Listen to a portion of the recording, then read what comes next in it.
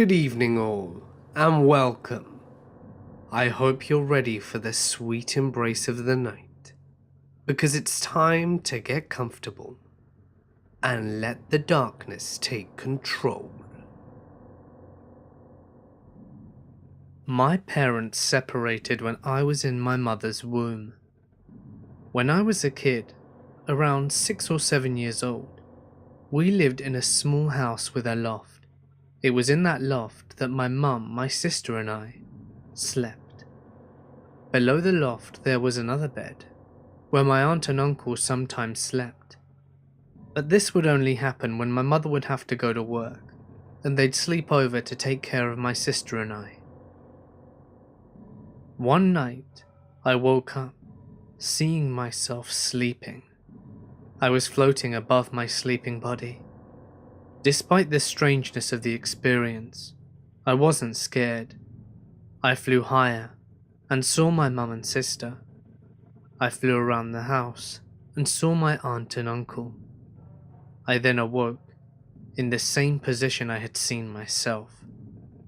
It had been so vivid that it had not felt like a dream.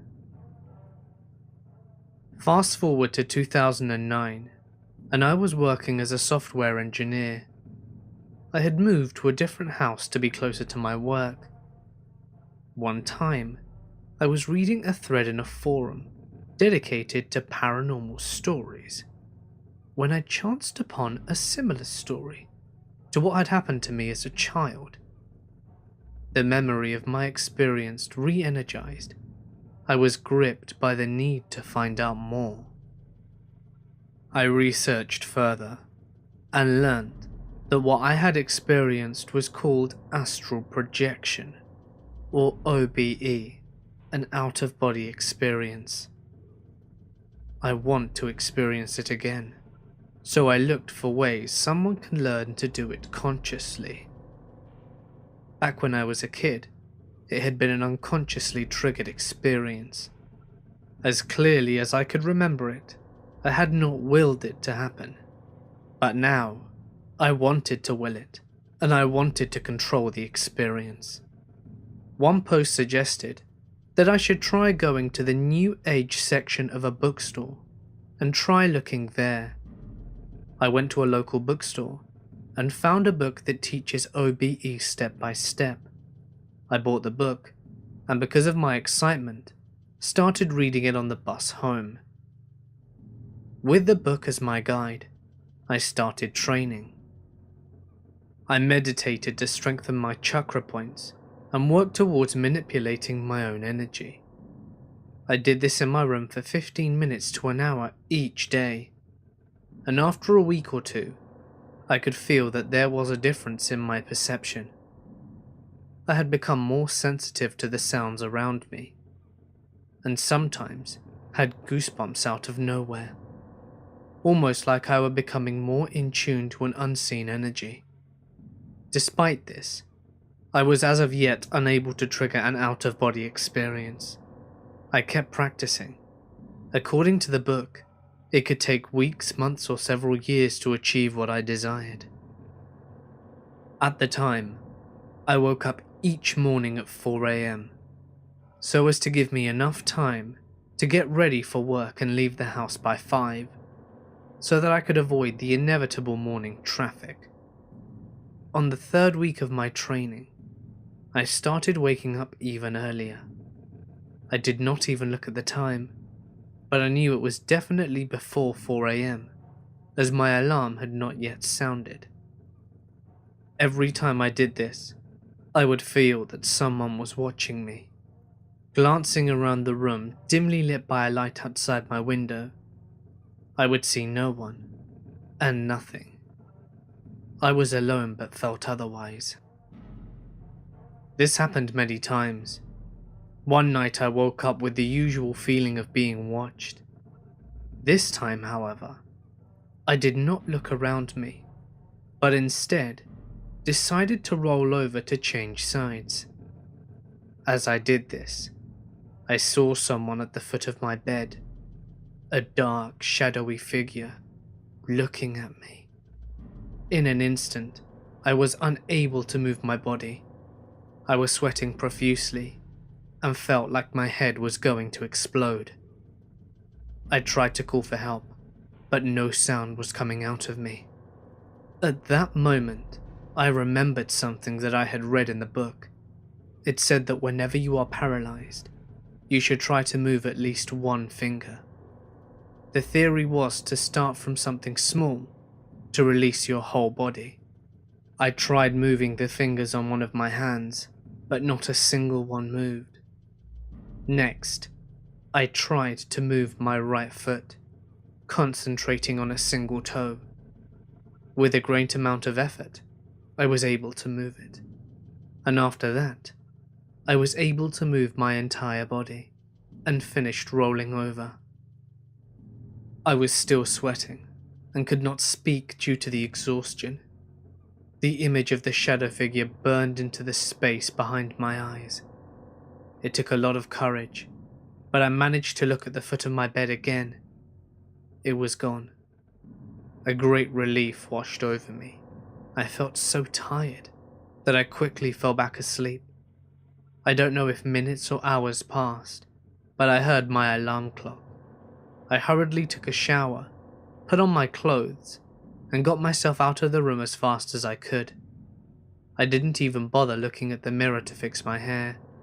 I think it was only 4:15 or 4:20 when I left. After that experience, I stopped practicing the exercises in the book. There were a few nights that I would wake up before my alarm and feel the presence. Eventually, it stopped. I no longer feel as sensitive as I did back then. Truly, I just went back to how I was before ever touching that book. I still own the book, and there are times when I am tempted to start my training again. But I never do. The fear and terror that I felt that night remind me that I never should again. About 3 weeks ago, my mum told my brother and I this story. Straight up gave me the yucky feeling. Sally is a lifelong family friend, and Sally would frequently visit her friends and family in Oklahoma. We live in a small town in southern Ontario, Canada. Sally would drive 20 hours at least overnight to get from our town to another small town. She did this simply to save money, and obviously wanted to arrive as soon as she could. About 30 years ago, she decided to head south on a visit. No big deal, she'd done this a few times, so she packs up and heads out. At some point after driving about 14 and 15 hours, she started getting pretty tired. Being as it was probably in the late 80s, it was a little safer, and she decided that she would stop at a rest stop, to sleep for a little bit, and to resume her drive first thing in the morning. She parked in a very well lit and busy rest stop. She parks right by the lights and felt at ease because there was an abundance of travellers stopping and going. She gets out for a bathroom break, comes back, and settles in her car. About that time, an RV pulls up beside her, and an elderly couple get out. The man asks her about coming from Canada, and they strike up a little conversation. Nothing odd. The couple talk to Sally for a bit, and they tell her that they are driving from south and going north, and just need to have a sleep for the night. They wanted to talk because they were unsure if a rest stop was okay to stop at, but seeing Sally they were at ease. They said good night, good trip, and the couple went back into their RV. Sally locked her doors and went to sleep. 2 to 3 hours later, Sally woke up with a really unsettling feeling. She looks around. Nothing. A few people going into the stop. Parking lights are still on, and she assumes she's feeling bad because she's tired, and the car isn't the best place to sleep in. After around 10 minutes, she says that this feeling actually got worse, and that it was a jarring, queasy, uneasy feeling. She sits back and tries to shrug it off. This didn't work, and apparently she had every red alarm and instinct telling her that she needed to go. She panics, starts her car, and peels off. She doesn't care where, she just knows that she has to get away from there. So around 20 miles down the road, she finds a motel and gas station and decides to see if she can get a room for what little money she had. She converses with the person in charge. He cuts her a deal, and he doesn't want a young woman driving alone at night. She gets a key, props into her hotel room, and sleeps for the night. No issues, all in peace. Around 9 AM she wakes up, showers, changes clothes, and decided to relax for a few. She turns on the TV, and what was on gave me chills. There was a breaking news story about an elderly couple killed in the middle of the night. The news showed the RV that Sally was parked next to, the exact spot, the exact rest stop, and she sees the fast food drink cup that she dropped by accident that rolled under her car. Sometime during the night, a man broke into their RV and killed them, and then left. Presumably, right before Sally had left. The man was never caught.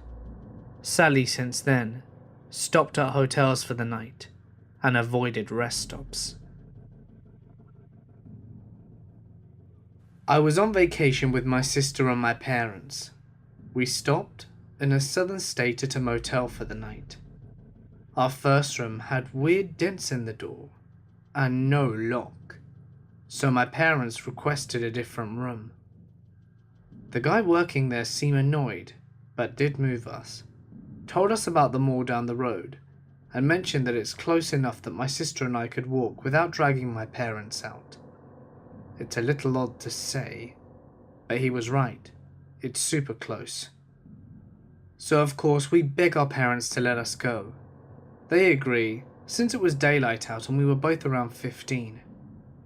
We started walking there, when some guy in a truck pulled over and asked if we needed a ride. Normal looking guy that seemed genuinely concerned for us. We explained that we were almost there, but thanked him for the offer. He pulled away and kept walking. The mall was boring, so we decided to walk home shortly after. I see the guy parked in his truck and mention it to my sister. She agrees it was a bit creepy, but we keep walking. We didn't have cell phones at the time, so we couldn't just call my parents. He pulls away, only to circle around and start following us. We quicken our pace, and I notice my sister grabbing her self-defense keychain mace. Once near the motel, we see him stop at the front office and talk to the guy who switched our rooms, then continues to follow us. He yells up, "Hey, me and my buddy wanted to know if you girls wanted to party tonight." We responded with a quick, "No thanks," and he speeds up. We book it and run to the room, finally get there and tell my parents. My dad says, "Oh, so that's why the prick wanted us in the room with no lock?" and storms out. Not sure what happened after that, but pretty sure my dad decked the office guy in the face. Cops were called.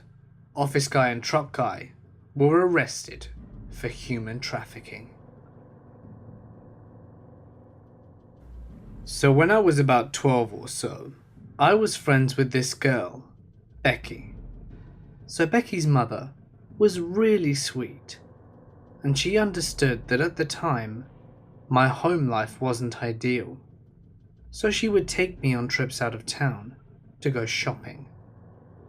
Now, being from a really small town, our idea of a shopping trip was going to Walmart. It was me, Becky, and Becky's mum, and another one of our friends. I remember I was looking at ties because I fancied myself some sort of emo kid at the time, when this very old man beckoned for my attention. He looked to be in his 60s or 70s, liver spots, hunch, pure white hair, the works. He pulls out a wallet and kind of croaks out, "Excuse me, miss, but could you help me find the price of this wallet?" So of course, I'm thinking I'll help this guy, because why not? So I teeter over and grab the wallet, and as I'm looking for the price, he leans over and whispers in my ear, "You're a sexy girl. You know that." I turn around, assuming I must be hearing things, and ask if he can repeat itself. He says it again, and proceeds to grab my arm. I look and see that Becky and the others are nowhere to be seen, so I bolt in a completely random direction. I eventually managed to find the front of the store, so I waited for Becky's mother to find me. When she asked where I went, I explained the situation to her, so we left pretty hastily. I don't think I've ever feared for my safety in such a way before, so mysterious Walmart pedo, let's not meet again.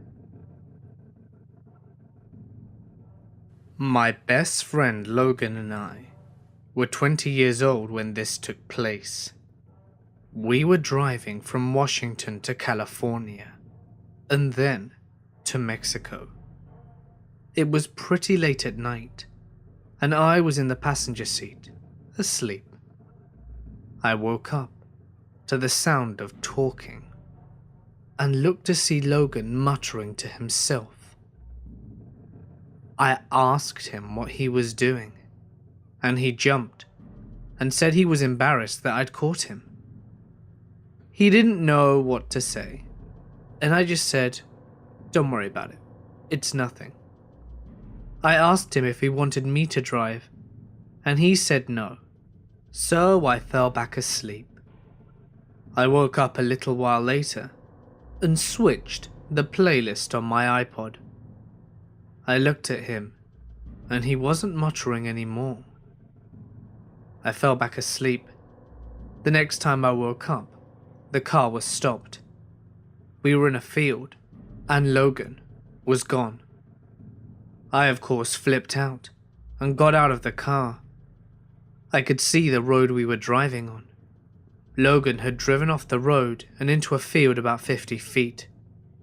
I found him sitting in front of the car muttering. I demanded that he tell me what the hell was going on, but he says that he didn't know, and I got back in the car and drove us to a motel. The next morning he was laughing and acting totally normal, and told me that the night before was nothing, and that I needed to forget about it. My husband and I were on a road trip coming back to Louisiana from Iowa. We would drive in 4-hour shifts, whilst the other person slept in the back of the car. It was around 3 a.m, and he woke me up to start my shift. I looked around and didn't see another car in sight, or even a street light nor building. He had taken an alternate route that he thought would be faster. Finally, we come across a small local gas station with a single light on. It was closed, and our car was the only one there. We pull over, and as I'm getting ready to open the door so that we can switch places, my husband tells me to hold on. I look up, and from behind the back of the gas station, a man wearing rags was shambling towards us quickly, not quite running, which made it even scarier in a zombie-esque way. I told my husband to hurry and drive away. He was intrigued though. He just stared ahead as the guy got closer and closer. I started freaking out and screaming for him to go until he did. As he drove away, I looked behind us until the gas station disappeared. As far as I could see, the man followed the car at the same odd pace he was walking at until I could no longer see him. Gives me the chills big time. Hey guys, it's Mort here, and thank you so much for listening. I really hope that you enjoyed today's video. And if you didn't hear yesterday, I have just launched my merch store. So if you'd like some Mortis Media themed apparel, feel free to check it out. You can find a link to it in the description. And of course, if you enjoyed today's video, please consider dropping a like and leaving a comment, as it's a really great way to help support the channel, and I really appreciate it. And if you would like to do something incredible to help support the channel further, feel free to visit my Patreon page, which you can also find in the description, as well as the links to my social media. And if you would like your story read on my channel, you can submit it as a text post to Reddit, or send it to me via email. Both links can of course be found in the description. But anyway, for now guys, I'm gonna sign off. Stay awesome, and I'll see you in the next one.